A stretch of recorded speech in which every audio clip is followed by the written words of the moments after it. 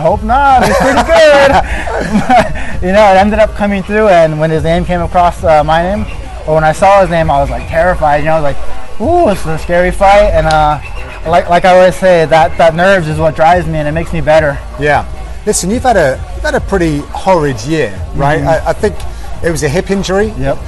And it's not the kind of injury a lot of people are used to hearing about, but can you just tell us how debilitating that was? And for a pro athlete in this kind of sport, then facing another prospect, that must have been a tough time. Yeah, the hip injury was awful.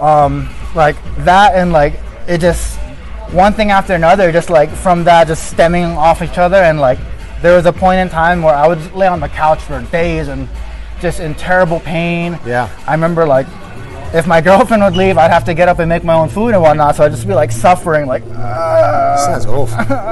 just like barely able to move, you know. So I really couldn't even train that whole year. I really just started training at the beginning of camp. Wow, because of course power comes from that kinetic chain all the way through the body. If you can't throw your hip into it, that left-hand missile that you've got is it's like a water gun. Right, it's exactly that. Well, that was definitely the weapon of choice. Was that what you had planned coming into this one?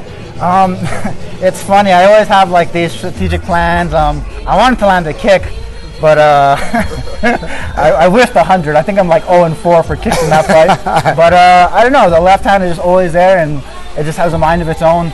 We were talking about it, watching, because Dushko had this. He had the fadeaway, pretty good head movement. But we all kind of said, can he carry on just getting out the way by that much? Did you think, I'm missing a few here, but I'm gonna nail you with this, and when I do, it's gonna be lights out? Yeah, that's kind of my mindset for every fight. It doesn't matter if I miss, doesn't matter if I hit you and you're not down yet. I'm just gonna keep trying to land it over and over. Yeah. Ring rust? What ring rust? Apparently not. Was that another concern again coming into this? You're still young in your career, so there's a lot of stuff you still got to go through, right? For sure. I don't necessarily believe in ring rust, I guess, because I started my first fight at like 25, so I believe that's like 25 years of ring rust, sort of, you know. So I don't know. I don't believe in it, I guess.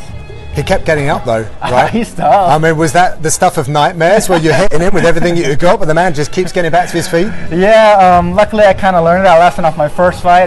First fight I rushed in, ground and pound, but I was kind of calm, and seeing how calm and focused he was still kind of let me remain calm as well. Yeah. I saw the mouthpiece come out. I thought, okay, they just grabbed that, and then there was a little delay. Yeah. I'm like, oh no, we're not going to have one of these. And I felt for you because, of course, he's recovering a little bit. In those moments, did you have time to kind of check in and go, I think they need to find this mouthpiece real quick? I don't like to let my mind slip. I feel like as soon as I let my mind slip, I start making excuses. Okay. And I didn't want to do that. But the funny thing is, I heard my corner, Eric, say, he can't find his mouthpiece. That's a TKO. I was like, really? Is that the rules? I hope so. Yeah, I like it. Look, you've got a lot more fans coming in. We're going to go to the board now, pull up some of these tweets as well. We got one from Bilal Muhammad here. Let's go, my dude. Congrats. You're taking wins all week. I like that. I don't know if we've got anything else to come here, but little shout out to Bilal. Oh, look at this. Yes, my burrito brother. Breakfast burritos from the PI.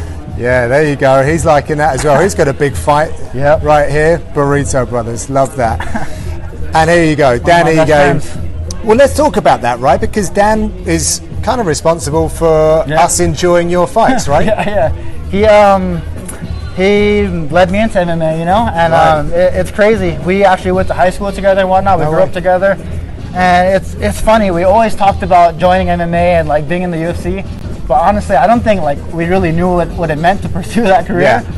It's just crazy that we both ended up being here. I remember writing an essay on how I was going to be in the UFC. No way. Yeah. I love that. Well, we're going to let you go and move on, but one last thing. I'm curious. You're like the nicest guy in the world, right? Where does that switch come from where you can do what you just did? Oh, I don't know. My first fight I went into, it just happened like that, and I was like, oh, does this happen every fight? And then it just kept on carrying on. So I'm just going with it. I don't know. Okay. No clue at all. All right, I like it. Well, look, before you go, we have one last thing for you. We've got a little trivia. All right. So you're going to hopefully gift you something. It's not too bad. Relax. That was way tough. Right, so before tonight, how many times has UFC been televised on ABC? Zero. I think we have. Wow. Well, they come out of left field here. Nowhere is safe, even when you're outside of the octagon. Listen, congratulations. You kind of made history tonight. I don't think there was any better way to open up that ABC card. I'm very pleased for you that you were the guy to do that as well. So congratulations. Thank you so much. Looking forward to seeing you back in there again. Yes, sir. Thank you. Nice one. Guys, we're done from here for now, but stay tuned. We will be doing these quick hits across Twitch and, of course, Facebook. Thanks very much.